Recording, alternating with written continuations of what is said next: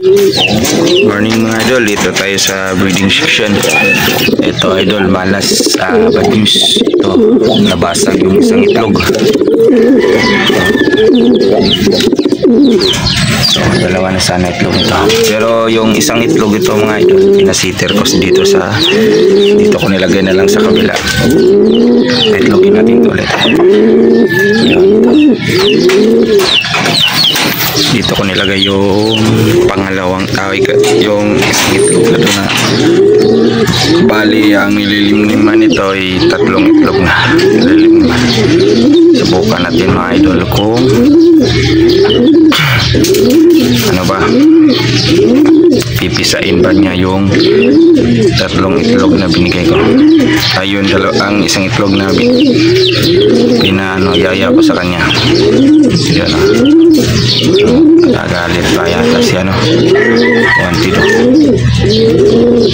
Ito yung mga tatay na mga blue bar natin doon na bagong akyat pa ibig, mga wanted.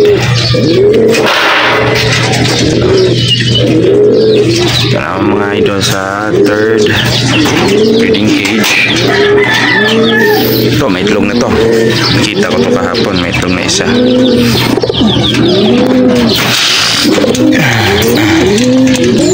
Mga idol, may isang itlog na to. Bukan natin pure Sokmel line cross natin na 013. Subukan natin to mga idol. Kung lalabasan ba tayo na ganitong kulay, isang red checkered.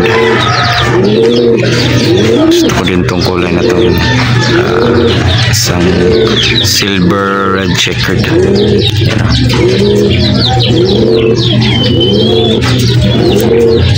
Ganda ng kulay talaga dito. Dito naman tayo sa 4th breeding cage. Dito naman tayo mga idol, di pa nag-itlog. Nilagyan ko na ng pala-itlogan. Wala pang itlog. Ang dalawa na yun.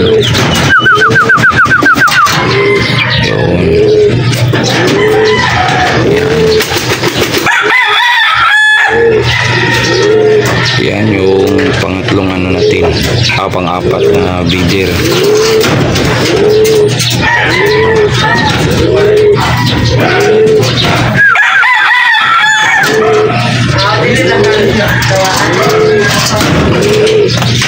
Balik kayo ulit sa mga sa 2nd breeding cage.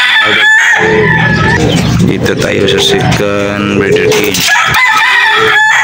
Ito mga idol, kung sino na nakasubok nito, yung pinasiter niya yung isang egg niya sa kabila at saka napisa, comment down below mga idol para malaman ko kung talagang mapipisa ba ito. Ito, check natin. 3 na yung itlog niya na idol. Yun. Yan, 3 na yung itlog niya na idol. Kita niyo naman 3 na yan.